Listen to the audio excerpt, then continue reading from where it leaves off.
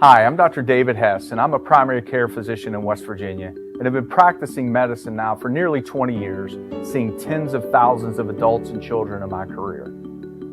My patients sometimes ask me if the COVID vaccines are safe. My answer is yes. COVID vaccines are safe. They were first evaluated in tens of thousands of people who volunteered to participate in clinical trials. These clinical trials followed the same thorough safety and efficacy standards that the FDA sets for all vaccines in the United States. Since then, millions of people in the United States and around the world have received COVID-19 vaccines, and the results from the U.S. and global safety monitoring efforts are excellent. There are rigorous systems in place to quickly identify any safety concerns and take action. These monitoring systems provide information that allows public health and medical experts to update the recommendations and guidelines as needed to ensure COVID-19 vaccination is safe. When it comes down to it, COVID-19 vaccines are safe and effective. Vaccinations save lives. That's why I chose to be vaccinated and why I recommend COVID-19 vaccination to my patients and my family. Thanks for tuning in. I'm Dr. David Hess. For more information about COVID-19 vaccines or to find a location near you, visit Vaccinate.wv.gov.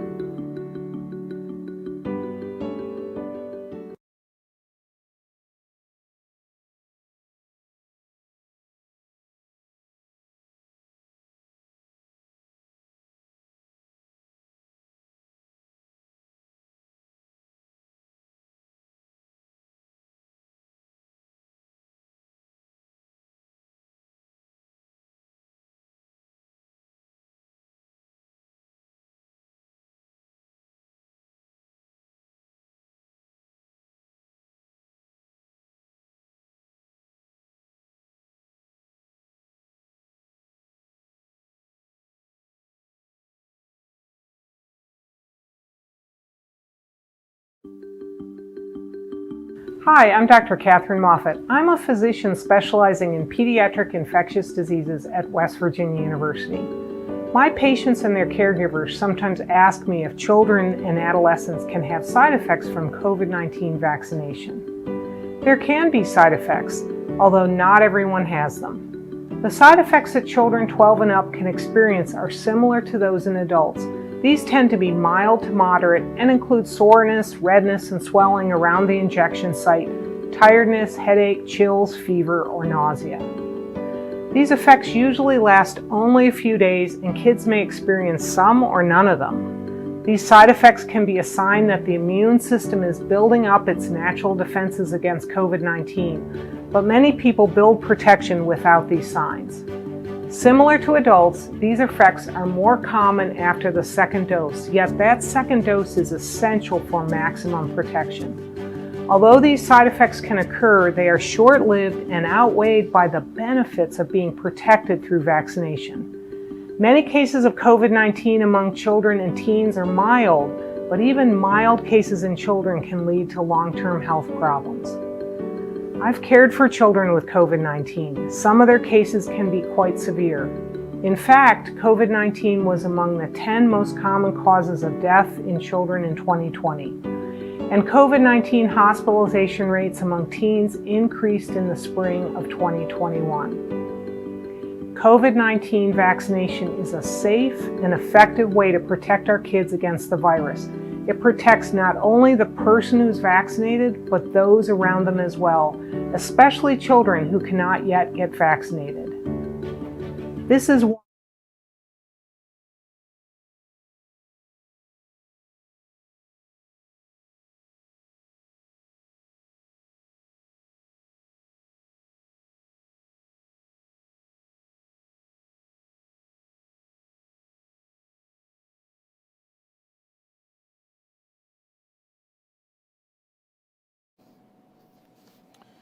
Hello, everyone. It's Wednesday, October the 20th. I don't know how, is there any way good to say this? Since Monday, we've lost an additional 85 people.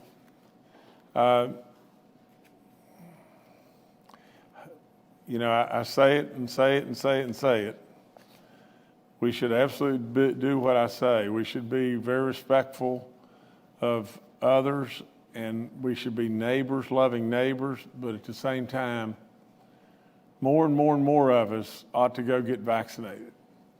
And we ought to try to learn more about it, and we ought to ease our fears as best we possibly can.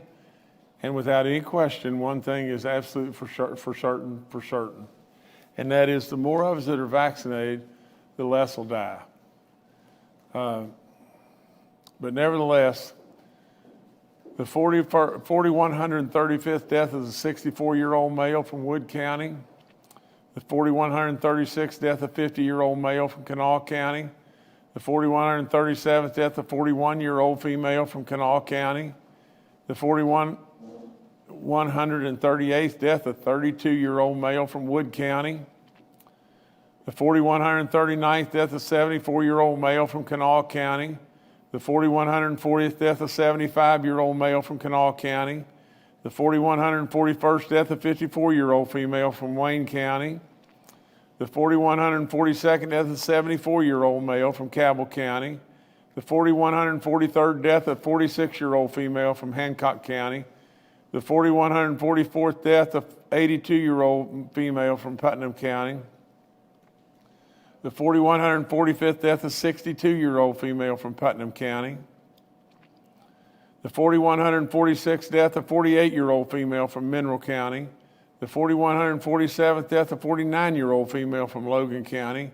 The 4,148th death of 45-year-old male from Cabell County. The 4,149th death of 83-year-old male from Upshur County. The 4,150th death of 62-year-old female from Upshur County. The 4,151st death of 65-year-old female from Brooke County. The 4,152nd death of 52-year-old female from Marshall County.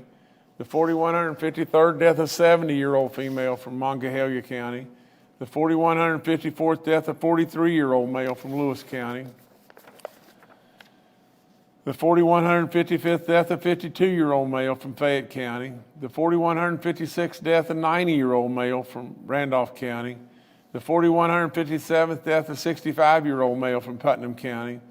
The 4,158th death of 76-year-old male from Grant County. The 4,159th death of 41-year-old male from Kanawha County. The 4,160th death of 28-year-old male from Kanawha County. The 4,161st death of 79-year-old female from Fayette County. The 4,162nd death of 56-year-old male from Jefferson County. The 4,163rd death of 69-year-old male from Preston County. The 4,164th death of 62-year-old female from Monongahela County. The 4,165th death of 92-year-old male from Tucker County. The 4,166th death of 65-year-old male from Berkeley County. The 4,167th death of 72-year-old female from Fayette County. The 4,168th death of 52-year-old male from Wood County. The 4,169th death of 103-year-old female from Fayette County. Bless her. The 4,170th death of an 83-year-old male from Raleigh County. The 4,171st death of 61-year-old female from Nicholas County. The 4,172nd death, a 92-year-old female from Nicholas County. The 4,173rd death, a 93-year-old female from Hancock County. The 4,174th death, an 80-year-old female from Wood County. The 4,175th death, a 50-year-old male from Jackson County. The 4,176th death, a 54-year-old male from Jackson County.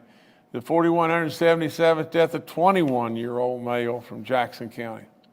The 4,178th death, an 86-year-old female from Tucker County. The 4,179th death, a 34-year-old female from Lewis County. The 4,180th death, a 70-year-old female from Kanawha County. The 4,181st death, a 74-year-old female from Wood County. The 4,182nd death, an 80-year-old female from Marshall County. The 4,183rd death, a 62-year-old female from Jefferson County. The 4,184th death of 56-year-old male from Kanawha County. The 4,185th death of 65-year-old female from Upshur County. The 4,186th death of 69-year-old female from Marion County. The 4,187th death of 72-year-old female from Marion County. The 4,188th death of 56-year-old female from Wood County. The 4,189th death of 44-year-old female from Mason County. The 4,190th death of an 85-year-old male from Wood County. The 4,191st death of 68-year-old male from Monongalia County.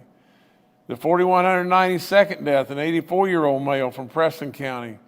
The 4,193rd death, a 71-year-old male from Braxton County. The 4,194th death, a 52-year-old male from Greenbrier County. The 4,195th death, a 54-year-old female from Hancock County. The 4,196th death, a 51-year-old female from Marshall County. The 4,197th death, a 72-year-old male from Wayne County. There's 22 additional deaths that are reconciliation deaths. The 4,198th death, a 67-year-old male from Upshur County. The 4,199th death, a 79-year-old female from Kanawha County. The 4,200th death in West Virginia is a 97-year-old female from Wayne County. The 4,201st death is an 80-year-old male from Ohio County. The 4,202nd death is a 73-year-old female from Cabell County. The 4,203rd death is an 82-year-old male from Marshall County. The 4,204th death is a 49-year-old female from Cabell County. The 4,205th death is a 43-year-old female from Marion County. The 4,206th death is a 39-year-old male from Hardy County. The 4,207th death is a 49-year-old male from Randolph County. The 4,208th death is a 62-year-old male from Barber County. The 4,209th death is an 80-year-old male from Clay County. The 4,210th death is a 33-year-old female from Harrison County. Is this correct, Jordan? You know, that there's two 33-year-olds right back to back in Harrison County? We're going to double check this, but my notes say the 4,211th and the 4,210th death are 33-year-old females from Harrison County. That doesn't seem exactly right to me. The 4,212th death, a 97-year-old female from McDowell County. The 4,213th death, a 91-year-old female from Jefferson County. The 4,214th death, a 94-year-old female from Monongalia County. The 4,215th death is a 56-year-old female from McDowell County. The 4,216th death, a 63-year-old male from Mingo County. The 4,217th death, an 89-year-old male from Brooke County. The 4,218th death, a 93-year-old male from Nicholas County. And the 4,219th death, a 66-year-old male from Boone County. We'll let you know if that was a duplication and we are at 4,218 or 4,219 deaths. It's a lot of great West Virginians. We're down to 8,469 active cases. That's better. Our daily positivity rate is 6.5%. That's better. Our cumulative rate is at 6.07. There's over 250,000 recovered West Virginians from this dreaded disease. There's 714 hospitalized, 211 in the ICU units, and 128 on ventilators, and that's down a little bit.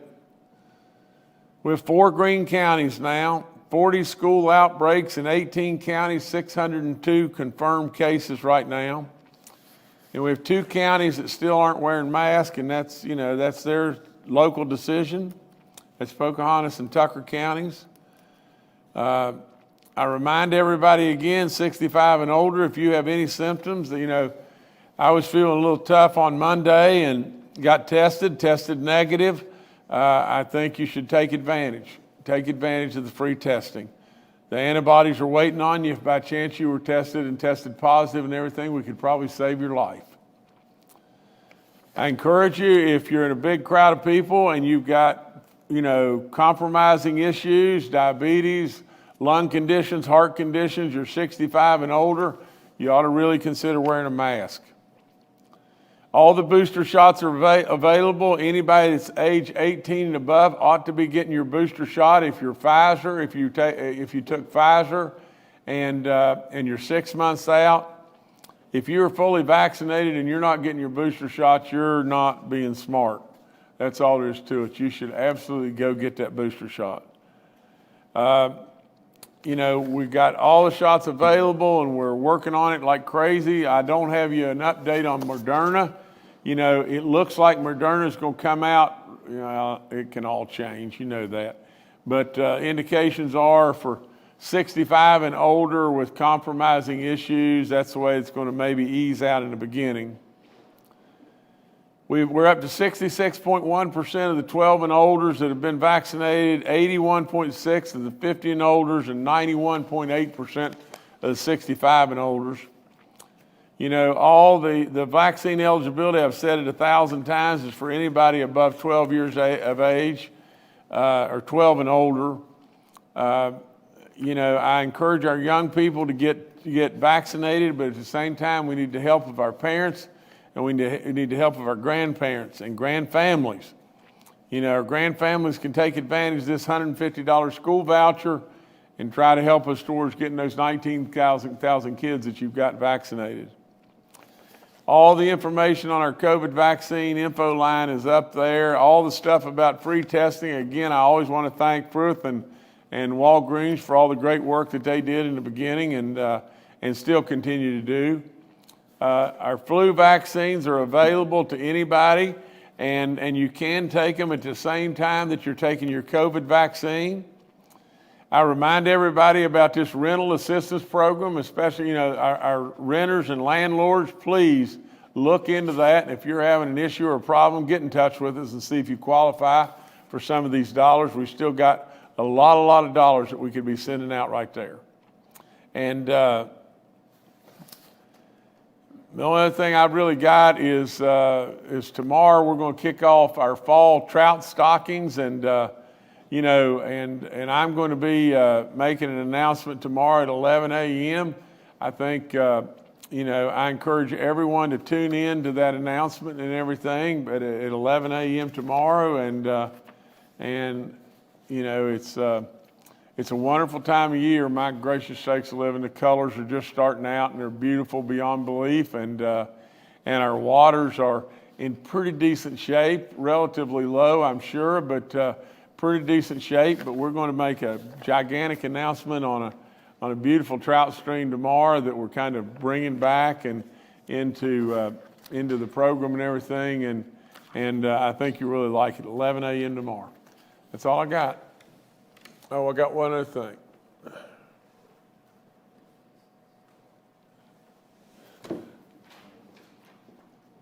Okay. There was really only one lady which is terrible beyond belief. It's 33 that died. It's just, I don't know how in the world you can make anything good out of this. So we have 4,218 deaths, but please don't let these people just a number. Crying out loud, don't let them become a number. And all right, thank you. All right, thank you, Governor. Let's now go to Dr. Clay Marsh, our coronavirus czar. Good afternoon. In support of what the governor has said and does every press brief, we know that the death numbers are really mounting up, not only in West Virginia, but also in our country and our world. We've lost more than 4,200 great West Virginians, more than 700,000 Americans, and almost 5 million world citizens to COVID-19. We know in West Virginia, of our current number of deaths, that 225 deaths are people that have been fully vaccinated, and everybody else has not been vaccinated. So this really does reinforce the benefit of having full vaccination. We know that in other countries that have really made great headway with COVID-19, they are very much fully vaccinated and boosted. The country of Israel has done booster vaccines in all Israeli citizens 12 years old and over. And they've also been smart about their testing and about mitigation measures, which includes, as the governor said, to wear a mask if you're indoors around other people that you don't know and that you're at risk. As the governor also said, the FDA has made recommendations on the Moderna vaccine. Remember, this would be half the dose of the first 2 shots related to the booster for Moderna. And that will be heard in front of the Center for Disease Control's Advisory Committee for Immunization Practices. And at least at this point, it looks like that the indications may be very similar for the Pfizer vaccine and for the Moderna vaccine. Another update that's important is that for the Johnson & Johnson vaccine, the FDA has decided that anybody who is 2 months or greater from their first shot of Johnson & Johnson should consider getting a second shot. And this second shot it looks like, could be a combination shot with a Moderna or a Pfizer vaccine or with another Johnson & Johnson vaccine. And that hasn't been cleared yet. It hasn't been authorized by the FDA or the CDC, both of which need to sign off on that for that to become the standard, the guidance. But there was a study done by the National Institutes of Health that showed if you got a first Johnson & Johnson vaccine and your second vaccine was Moderna, 13 days after that second vaccine, they saw a 76 times increase in antibodies that were effective against COVID-19. If your second shot was Pfizer, they saw a 35 times increase in antibodies against COVID-19. If your second shot was Johnson & Johnson, remember this is all after a first shot of Johnson & Johnson. If your second shot was Johnson & Johnson, there's only a 4 times increase in antibody levels. So it does appear that taking a second shot with a messenger RNA vaccine, Moderna probably greater than Pfizer, will give you more antibodies, at least at 13 days, than a second shot of Johnson & Johnson. That will also be discussed. The only other thing that I wanted to bring up is as we look around the world and look at places that are having new issues with COVID-19, I want to call some attention to the United Kingdom. The United Kingdom is starting to see their cases spike up again, and that's as they have lessened their discipline as far as mitigation and testing. But they're also seeing a new variant of the Delta variant, an additional couple of mutations in the spike proteins. Remember, the spike proteins are where the virus binds to our cells. That's also where the antibodies, the immune factors, recognize and bind and cover up, neutralize the ability of the virus to get into cells. So these antibodies recognize the spike proteins. That's where the vaccinations are against. And although this new variant called Delta Plus has not taken over from the native Delta, it is slowly growing. So it is something worth watching for. Many experts, including Scott Gottlieb, who was President Trump's FDA commissioner for 4 years, has also been tweeting about this, as have other experts. So this bears watching, but it does reinforce the idea that not only is vaccination important to prevent severe side effects of COVID-19, but also very important to prevent spread. Thank you. Thank you, Dr. Marsh. Next, we'll hear from Dr. Ainam Jad, our State Health Officer. Good afternoon. We have gotten some questions about quarantining and vaccination, so I just wanted to give a quick reminder about that. If you've been fully vaccinated and you've been exposed to someone with COVID-19, you don't need to stay home or isolate or quarantine unless you're having symptoms. So fully vaccinated individuals, you don't need to stay home unless you're having symptoms. And then we do recommend, you do get tested 3 or 5 days afterwards. Now, if you have not been vaccinated yet and you have been exposed to someone with COVID-19, then you do need to stay home for at least 14 days, and then also recommend to get tested 3 to 5 days afterwards to make sure you don't have COVID. But those are the recommendations. You can see those on our website as well as CDC. And we do want to remind everyone that we have free testing sites still around the state. And we do recommend that you please utilize those. But we still get those questions a lot. But those are also on our website and also on CDC's website about those recommendations. Thank you. Thank you, Doctor. Secretary Bill Crouch is also joining us today and is available for questions. Retired Major General Jim Hoyer had a prior engagement, and he will rejoin us next week. We'll now go to questions from members of the media. The first today from Paul Mullen with WCBC.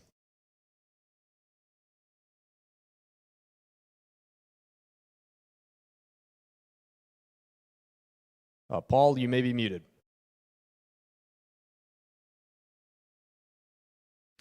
All right, Paul, we're having a connection issue there. We'll go next to Charles Young with WV News.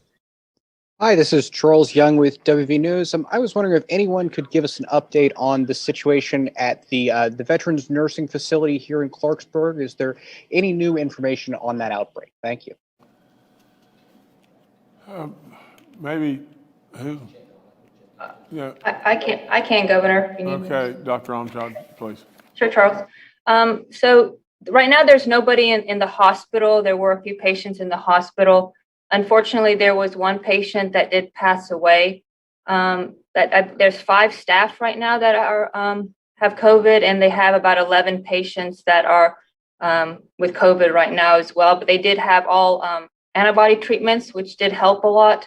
Other than that, they're doing well, and they did have sanitation done with the National Guard and help with some isolation, setups and things like that. But so far, they're doing well with that. But that's the status right now at the long-term care up at Clarksburg. Thanks. All right, thanks, Charles. Next to Mark Curtis with Nexstar Media.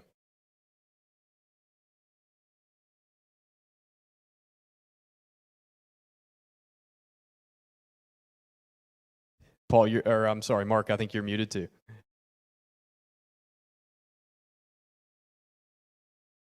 Sorry about that. I'm all thumbs today. Governor, as you know, the bill barely passed the Senate last night to create those exemptions for people with religious or medical reasons not to get the vaccine. It's going to the House tonight. Why do you favor this? A lot of the Democrats and even some of the Republicans feel like this is an overreach into private business, particularly hospitals that have a vested interest in keeping all their employees healthy and safe and vaccinated so they aren't either catching it or transmitting it to patients. Your thoughts on the exemptions and why you're behind it? Well, Mark, I had a whole bunch of discussions with the legislative leaders and everything, and I was encouraged, to move forward with my thoughts about the bill. But nevertheless, my feelings are exactly the same. I feel very strongly about the fact that we've pulled the rope together. We've been through this whole process. I've said it over and over and over. But I surely to goodness don't want to be infringing upon businesses and their feelings and their beliefs and everything, but at the same time, we do have to follow the law, and the law clearly says, in my opinion, the way I see it, is that people that that we do have to make exceptions for, people that have medical conditions or people that have religious beliefs, and that's the law, Mark, and all I was trying to do is clarify. Because, I hate like crazy to see someone losing their job, when they do have a legitimate, exemption, whether it be medical or religious. And I felt like that was the right move to try to keep us all pulling the rope together. All right, thank you, Mark. Paul Mullen, I believe we've reestablished connection. Good afternoon, Governor. Good afternoon, everyone. My apologies for being all thumbs as well. I wanted to go to Secretary Crouch and Dr. Amjad with a question about the general health of West Virginians. Obviously, during the pandemic, the emphasis has been on COVID-19, and now the flu season coming up, and also the opioid crisis as well. That's a heck of a triple header.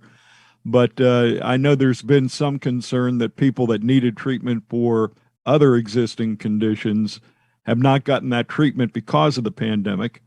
Are you hearing reports of that from the field? And maybe what are your specific concerns with regard to other potential illnesses? Thank you. I think Dr. Marsh, maybe you can do this. Can you do this, sir? Sure, I'm happy to start, Governor. Maybe I'll hand it to Secretary Crouch and Dr. Amjad too. Thank you, Paul. We know that West Virginia continues to be challenged with the opioid pandemic. We've seen an increase in the number of overdose deaths since the COVID pandemic has been upon us. We are also very much concerned about the dual problems of influenza with COVID-19 coming up with the winter season approaching, which is why the governor and all of us have been so consistent in saying that people should really get their influenza shots, their flu vaccines, as well as be fully vaccinated and, if eligible and the timing's right, get boosted for COVID-19. We also know that there are many other health problems that West Virginia faces and many other challenges, but we are very optimistic that the resilience and the commitment and collaboration that, as the governor said, that we've used to pull the rope together and run to the fire can be used as we continue to focus on improving the health of West Virginia residents, not only from COVID-19, but under the governor's guidance, really promote the well-being and the health of our residents. So Bill or Ein, other comments? Yeah, thank you, Clay, and thank you, Paul. I've talked before about when I took this position, one of the things that I intended to tackle initially were some of those areas that West Virginia ranks poorly in: cardiovascular disease, obesity. We have high rates of diabetes in the state. This pandemic has slowed our efforts to do that, but it has not stopped our efforts. We're looking at some areas right now that involve some data reviews. We're very concerned about the southern part of West Virginia, where we have counties that have high mortality rates, higher than the state average, significantly higher than the state average. So we are beginning to focus again on those issues. This pandemic has caused a lot of folks to put off care that they've needed for non-pandemic reasons. And hospitals have experienced a lot of that. So we want folks to get back to normal. We want to try to really hone in on some of these areas that are a problem in West Virginia, and we are going to make progress with this. In fact, Dr. Marsh and I have had these conversations for the last few years now. How do we tackle some of these big areas in the state? So you'll see some things in the coming months that we're working on to try to fix these problems and improve the healthcare in West Virginia. So great question. Thank you, Paul. Ann, you have anything to add to that? Just a couple of things. A lot of the news media focuses on COVID this past year, but we've had other organizations working very hard as well. There's a Governor's Council on Substance Abuse, a Tobacco Task Force, the minority organizations. So there's a lot of other people who've been working behind the scenes that maybe doesn't get a lot of media attention because of COVID, but there's a lot of people in the state that have been working hard alongside with us that COVID has taken the scene, but they're helping the state as well alongside with us. So that's been going on as well, helping. That's all. Thanks. All right. Thank you, Paul. Governor, I'll turn it back to you.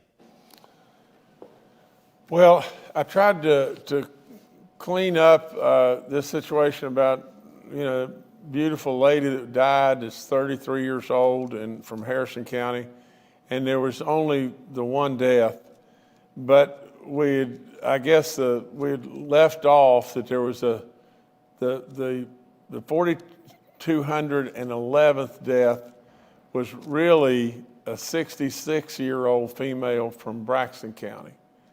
The total number of 4,219 was correct, but I did want to mention this this other beautiful lady, 66 years old from Braxton County, that passed away. Other than that, really, I really don't have anything else today except I just continue to encourage on vaccinations, and I would continue more than anything to encourage your prayers. Your prayers will help really get us through this, or will get us through this. And so, you know, as we continue to pray for all those that we've lost and all their loved ones, please, again, over and over, I say, don't let them become a number. They surely have given too much to end up just being a number. So thank you so much. That's all I've got.